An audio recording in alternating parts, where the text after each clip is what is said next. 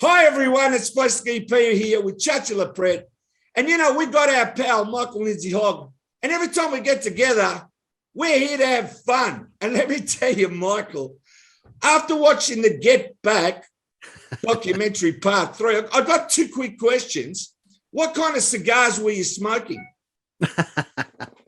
I was smoking then, I think, either a Laranaga Cuban or a Hoyo de Monterey Cuban, because you could get Cubans in London then, and they hadn't put on the punitive tax they've put on in the last few years. And I got to ask you, did you give the cigar to Paul, or did Paul already have cigars? No, I gave him one because he asked for it, and then he liked that, and then he started to get smaller ones himself, more like cigarillos, because he was used to a smaller smoke, as they all were in those days, because they all smoked cigarettes. Okay, last question before we get into it. You know the jackets you wear? Those colored jackets now, with what Peter Jackson's done to the film, come up bright as. Did you buy them from the Apple boutique, or where did those jackets come from? I don't remember. It was a kind of, well, in real life, if there is such a thing, it was a dark blue kind of blazer type jacket, maybe double-breasted. I can't remember. But I never darkened the doors of the Apple boutique, unfortunately. Exactly. Chachi, go for it. Well, the most talked about people in the world over the last month have been John, Paul, George, Ringo, Peter, and Michael Lindsay Hogg. Are you surprised by how it's just engulfed the entire planet? And you've probably done 1 million interviews since Thanksgiving. Tell us what it's been like for you. Well, yeah, I did more than I thought I was going to do, and more not only in the East Coast of America or in Australia, but in Germany, Austria, Bogota, Colombia, Ecuador, Israel, just everywhere. Partly, I think, I don't know, I think Peter's done some too, but it may be because of the time difference in New Zealand. I don't know how he's managed to do with the time difference over there, to do with the international people in Europe, what the time difference is and how it affects things like that. But also, I've got quite a good memory, so I don't mind talking about it, because the 2 movies are very interesting to me. One is Peter's Get Back, one is My Let It Be. And all the footage that Peter used in Get Back came from My Let It Be. And I'm interested in making the case, which is getting clearer and clearer, is there are 2 separate movies. And there's room for both of them. And Let It Be soon will, I think, have its own day coming. Listen, I'm a big fan of what Peter's done with Get Back, because first of all, it took him 3 years. It was being like, well, the Bible is quite long too, but it's a good read. and so I think it took Peter 3 years of really hard graft over there in New Zealand with this wonderful machinery he's got. And he made some sort of discoveries to do with his machinery, partly because he got an extra year to work on it because of COVID. And I think that's when he had time to figure out some of the audio questions which had bedeviled us all for 50 years. But going back to question number 1, or number 2, yeah, it's been fun to talk about it, and it's been fun to try to set the record straight and let it be. And it's been fun to talk about Get Back and seeing and remembering all those days again. Well, you know what's extraordinary, Plastic? When you watch Get Back, you have Paul saying, well, in 50 years, they're going to look back. And here we are 50 years later, Michael. It's so extraordinary. And now you have the advantage of all this time that's gone by. And boy, you would never think that we'd be here 50 years later after 1970. It's pretty amazing to No, see. it's amazing that this is what happened to it. Let It Be, which it was the genetic matter which started Get Back, was about to be re-released by Apple in some form over the last 20 years or so, but it never quite happened. Internally, Apple made 3 or 4 documentaries in-house to go with the re-release of Let It Be, but they never were quite right. They never fitted quite right. And it was only when Peter had a look at the material, and he's, Beatles nut. I mean, he's a nut in general, but he's a wonderful one. And he's a Beatles nut. And that he wanted to spend the time trying to figure this out, that it came together. Because they always had, they knew that in some way that Let It Be was going to be the cherry on the top of the cake of all the re-releases, but it hadn't, and it hasn't come out yet. But the plan is it will in 2022. I read you've been called the unlikely star of Get Back. How do you feel about that? Well, the unlikely star of Get Back. In some cases, I think I seem fairly intelligent. And then in some cases, people say I understand, because I don't begrime myself with looking at stuff which comes on the internet. Oh God, no. But as someone who misled the Beatles, or what was I thinking about the concert in the desert, that actually was a great idea. Because it wasn't just hey, let's all go to the desert and put on a concert. It had a real concept behind it, but it just fell at the last post. It was, I mean, there's a sequence in there where I've got a map and there's a model of the amphitheater in Tunisia, and I get Ringo to agree to come with us because he'd sort of said before he didn't really want to leave England. He thought we could do it there. And I said, listen, if everybody else goes, will you come along too? And he said, yeah, I'll come along. That's when he was, I mean, in the last few years, he's been rather bitchy about Let It Be.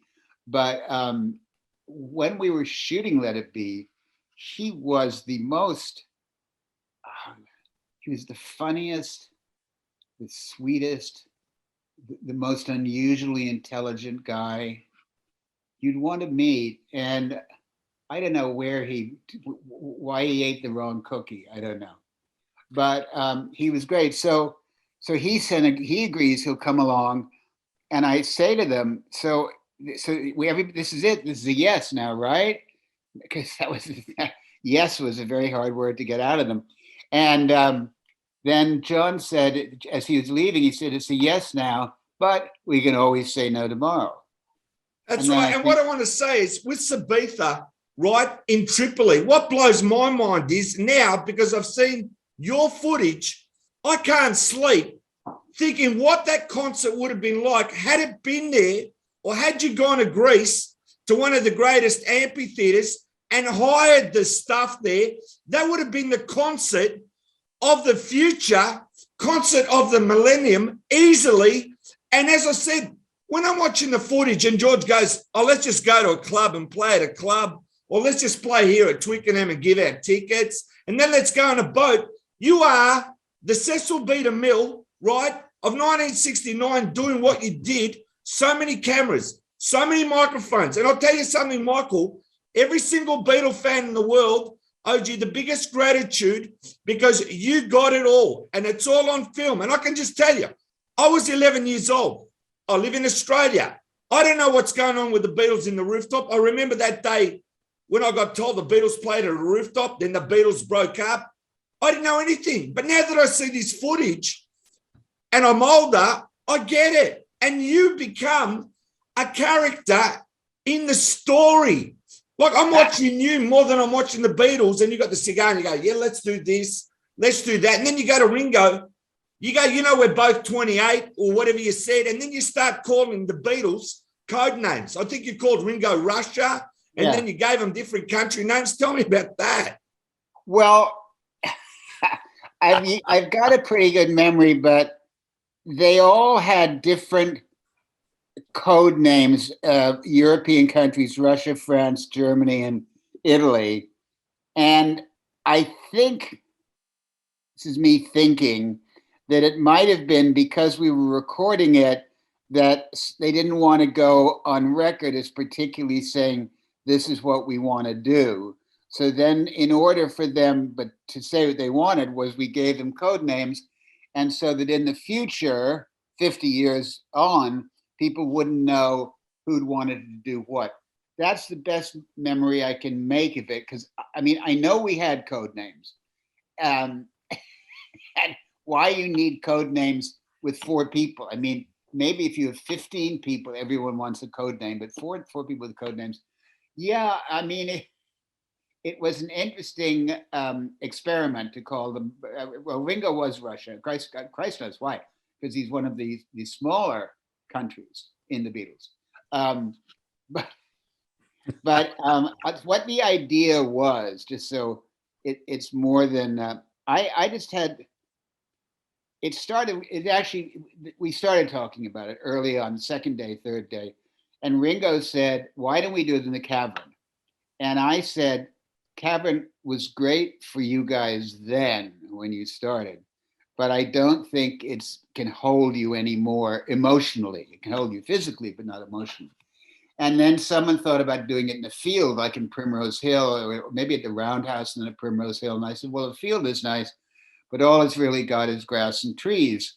And I was looking for something really bigger because this was going to be the Beatles' return to performing, having a relationship with the audience for the first time in 3 years. So it wasn't going to be in my mind, some dinky little concert. And I took it partly from the success of the Hey Jude video, which had the Beatles and 150, 200 people. And everything seemed to work out all right, that the people were glad to be there, the Beatles were glad to play them. So then I thought, this won't go into much longer.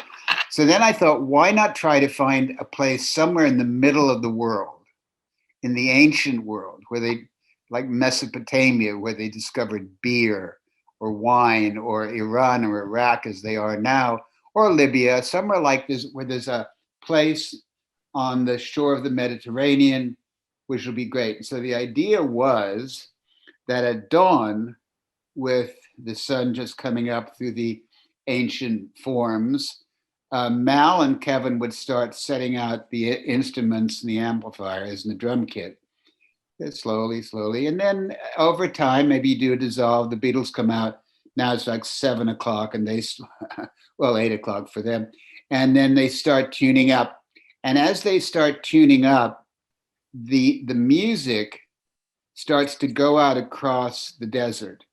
It goes out as little musical notations on the screen, like E flat, B plus, whatever else. So it goes out. Now, it happened to be a real melting pot in the world, that part of Tunisia. There are a lot of Arabs there.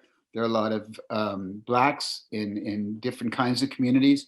There's an American service base nearby. So you're getting a big collection of the world there, plus the usual fathers, mothers, children, old people. So the idea was that as the Beatles start to play and rehearse, is that these people seeing or feeling or hearing the music will start to come toward the music. And across the desert, the old man with his stick, the mother carrying the child. And so that by the time we get to midnight and everyone is in the amphitheater when they're doing Along and Winding Road or Let It Be, the amphitheater lit golden with torches and the Mediterranean twinkling in the background will be full of the world. And so that was going to be the Beatles' return to concerts. That was, I thought, a good idea. No, Plastic and I share your vision. your thought is the biggest band in the world, the biggest band in the entertainment industry should have an event that's commensurate to that. And imagine what it would be like today if they had agreed to do that. It would be beyond. So maybe it was a little bit of humble pie on their part, but I think certainly it's more of being lazy and just not wanting to go anywhere but up to the roof or cross the street a la Abbey Road. So we share Yeah, your vision. they didn't, it came very close. I mean, John was for it. I mean, because I think he was fed up with Twickenham, but he was for it. And he was the one who started to talk about the boat. We take a boat. Now, that was more elaborate than I'd thought of, but he thought of taking a boat and we bring in the boat some of the fan club.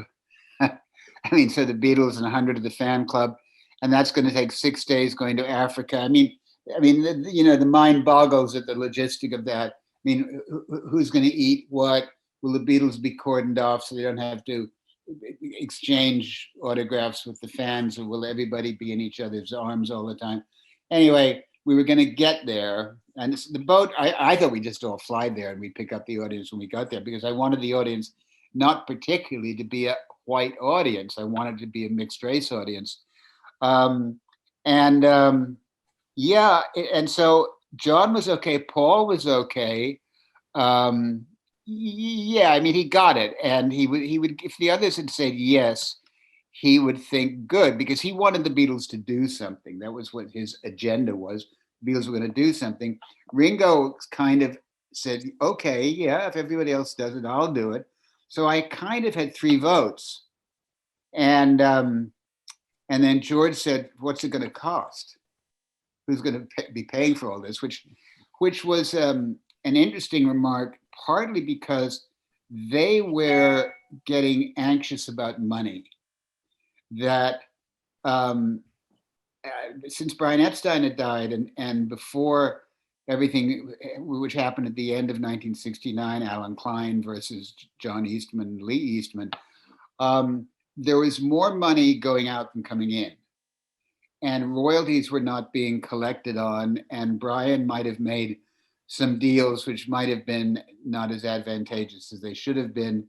And they were, I mean, they had quite, luxurious lifestyles, Rolls Royces and Mercedeses and big houses in the country, and Paul's house in London. But they were getting, well, George, the youngest one, they were getting concerned about money, believe it or not. And but yet they still had massive record sales. I mean, Hey Jude was an enormous seller, which is the one they did before we thought of the concert. And so then George said, what's going to cost? And then that's the first little wobbly we have in there. And then that is what then starts to it was the boat, really, what it's going to cost, which hardens his position about he doesn't want to leave the country. He doesn't want to do a show of of any kind. He just wants to go to Savile Row, to Apple, and work on the music. And that's pretty much what killed the show, the concert. And then what you have, which is interesting in Peter's Get Back, is you have everyone sitting around with George not there, sort of in the doldrums, thinking, well, what do? We do this. And that's when Paul says, and then there were 2, because Ringo's there and John isn't. But then they settle it as you suspected they would. I mean, bands are not people who are always getting on, God knows. I mean, look at the Rolling Stones, look at millions of bands. They fight, they don't fight. They have good days, they have bad days. They're all kind of like marriages. And so so then we go to Apple, and we sort of spit on a dime, and what was going to be this great, in my view, concert then turns into a documentary. And that's the stuff that Peter's got, which is all the stuff. And he also has the doldrums when we're sitting around talking about what we're going to do. Yeah, and in that moment, it's you're there across from Paul. It's Paul and Ringo. George isn't there, John isn't there, and then Paul just gazes out, thinking, I think he's thinking about the Beatles breaking up, and he gets kind of teary-eyed. and there's a moment there. It's a very heavy moment, and you're sitting right there. Do you remember that? And what was that Well, like? I think, not sure, but I think Peter may have extended that moment a little bit, not a lot, a little bit. I do remember Paul, who usually was, I mean, I don't know, I'm guessing. Paul was usually the forward moving one. He was the one who was driving the bus. But he also is a reflective person.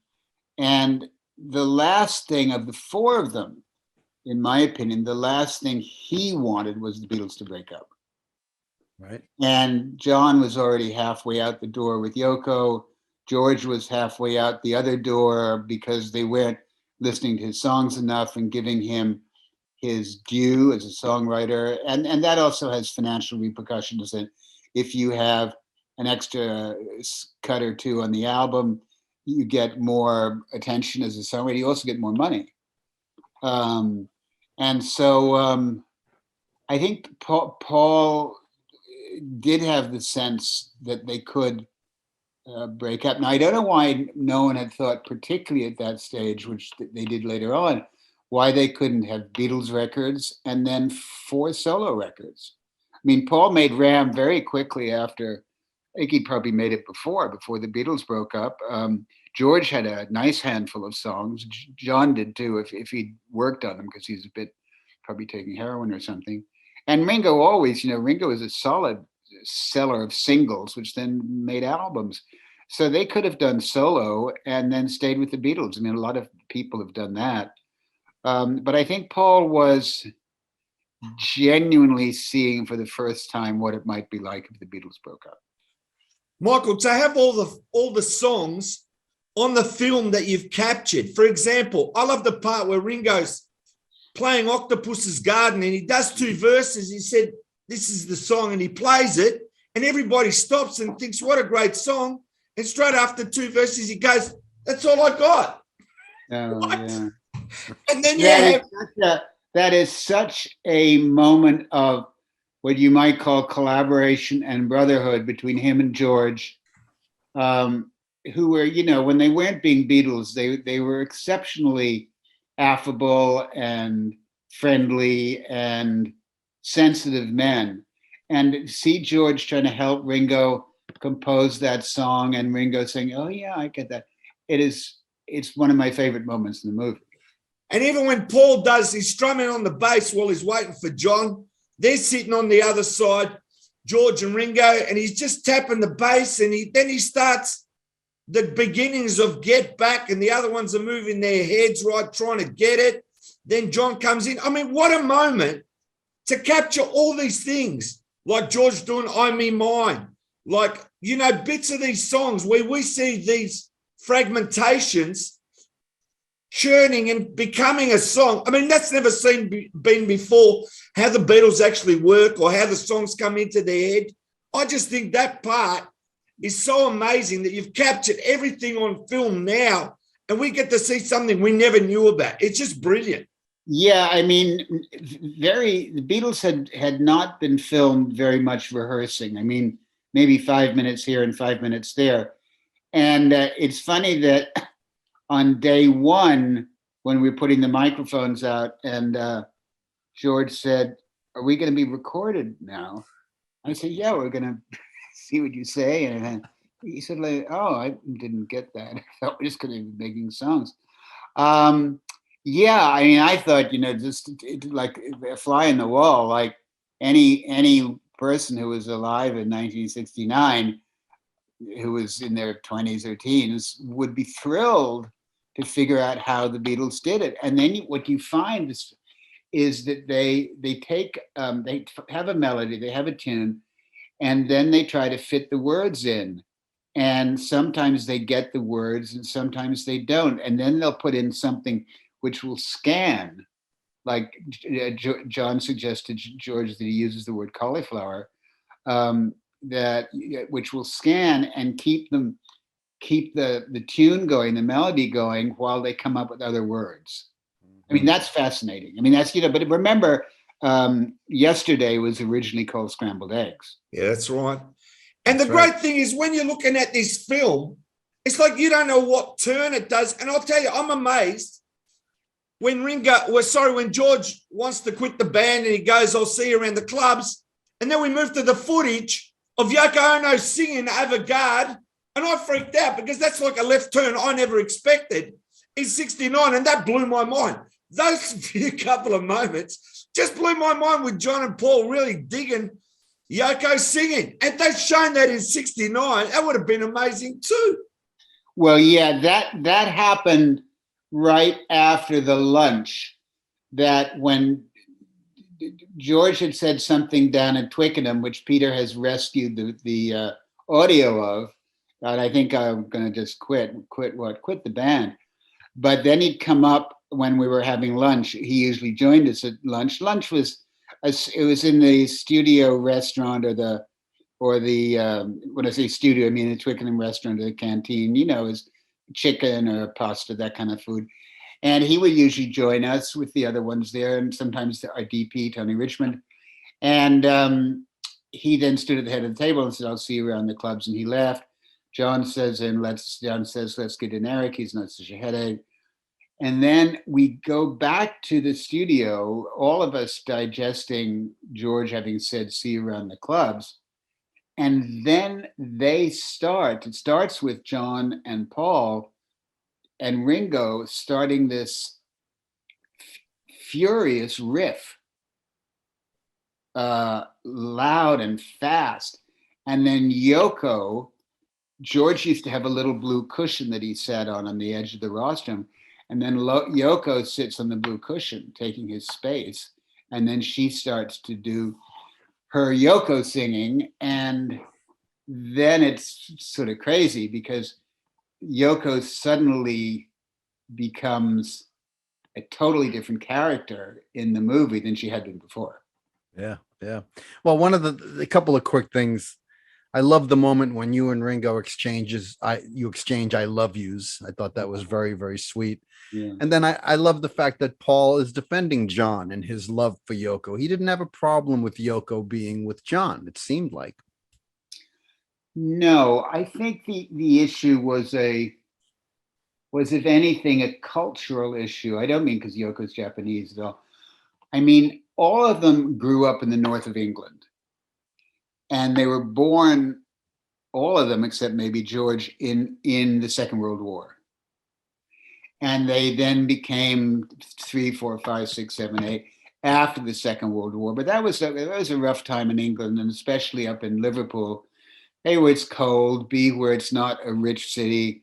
And there was rationing in England at the time to do with food. You could only get 2 eggs a month to do with fabric if you wanted to have a jacket or something like that. How many bottles of milk you could get. But also culturally, it was North Country.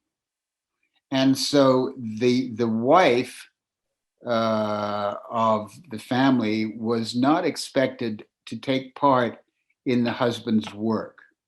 The wife would be getting the meal ready for tea time when he comes home, which was the big meal of the day, before he'd go off and have a couple of pints in the pub, and to look after the children, to look after the home. That was culturally what they had been brought up that the woman in the household did. And the woman well, first of all, there weren't many bands early on in Liverpool except skiffle groups. And they had girlfriends. They had girlfriends who they'd go home and see or live with. But the girlfriends they'd come to the shows, but they wouldn't come to the rehearsal and the get together. Now, so therefore, when Yoko suddenly turns up beside John, they're dealing with not only there are 5 people in the room now, but it's just not what they're used to do with the relationship between the males and females in their group. And Yoko, for the most part, didn't chip in at all. I mean, later on, she chipped in more, but early on, she'd read the paper, she'd read fan mail, she'd do calligraphy, whatever. And she and John would whisper. But I mean, Paul says later on, I mean, is someone going to say in 50 years the Beatles broke up because Yoko sat on an amp? Well, that wasn't what the plan was. Mm-hmm. Now, isn't it amazing? In 2021, here we are. The book's gone to number one, the Get Back book. The series now, part 1, 2, and 3. I'm guessing that's going to come out on DVD. Would that be right? I imagine. I mean, they're not going to. I mean, it was a massive amount of work for Peter with all the machines over there in New Zealand, and someone's got to pay for it. So I imagine there are going to be various ways to get some money in. Certainly the book, certainly maybe, a Blu-ray, certainly streaming again on another venue. I mean, also because it's been so popular that and people want to see it again and not and study it and analyze it. Beatles freaks forever, and so yeah, they're going to make it work financially. Mm-hmm. Now, Michael, I want to ask you, with all the amount of footage that you took, if you can go back and remember, before you made Let It Be and the rooftop concert, did you actually have time to sit and watch every single hour of what you filmed at the time? Can you remember? Yeah, we did. But one of the problems we had when we'd finished shooting and we had during the shooting was, as you know, in most movies, there's the clapperboard, which signifies when it's going to start. And also you sync the camera to the sound equipment with of the clapper. But we often would just turn the camera on and not have a clapperboard, or sometimes pan off what we're looking at and show the clapper over there upside down. But it was very hard to sync up the audio with the pictures. And it was one guy's very frustrating job to do that. And so we didn't really, we'd get it sunk up in bits. We really didn't get it sunk up for like a month after we'd finished shooting. We were looking at it as we were going, but then we probably took another, and once we started to identify sequences we wanted to put together, we'd start to cut it. But it probably took another month to then look at all the rushes, the dailies. Mm. Michael, you're a fascinating guy. You're an author, a stage actor, the son of a Hollywood actress. And one of the things my wife, Stephanie, my beautiful wife, Stephanie, said, please tell Michael, first of all, I love the way he dressed in the film. He had great clothes. But secondly, I think because of your childhood and your mom and her friends, you didn't come in fandom in directing. You said, and I'm paraphrasing in the film, if something's wrong, I'm going to tell you. So you weren't fazed by the fact that they were the Beatles, and you were honest. Well, I thought that was, interesting remark. I thought that was my job. So I thought my job was to say to the Beatles, here are the choices as I see them, what you might want to do. And then you tell me what's in your head, and I'll tell you honestly what I think, i.e. came up the cavern. I said, I just don't think that's big enough anymore. So, and one of the things was maybe because of the live TV show I did, Ready, Steady, Go, I was dealing with rock and roll stars and bands every Friday, all day long, every Friday. And we were live on the air for an hour on Friday evenings. And the people that I was used to dealing with were the Kinks, the Yardbirds, the Who, the Rolling Stones, the Walker Brothers, James Brown, the Supremes, the Everly Brothers, Roy Orbison, people like that on the show. And so I was used to talking their language, because I also loved their work and their music. But I very much didn't come in to want to work with the Beatles as their patsy. Now, a lot of people in those days wanted to kind of be uber groupies. They wanted to be connected to the Beatles. They wanted to smoke a joint with George. They wanted to be in the room. They wanted to be part of the Beatles collective. I didn't want that. I mean, I wanted to spend as much time as they wanted me to and think my thoughts. But then I'd go home in the evening. I had my girlfriend, and we'd have a nice meal and a glass of wine. And so I was very conscious that, like I say in the movie, you're the Beatles. You're not four jerks. And exactly. Now, I want to thank you, Michael Lindsay Hogg. What a fantastic interview. Everyone's going to love this. And look, seriously, the gratitude of the world. We thank you for filming everything. So many cameras, so many microphones, capturing the Beatles. I mean, look, it's history, and it's going to go on for generations to come. And Michael Lindsay Hogg, Plastic EP, and Chachi LaPret, we salute you. oh, listen, thank you. I'll take that anytime. But it's great to see you two guys again. It's like a little family reunion. So I'll see you again.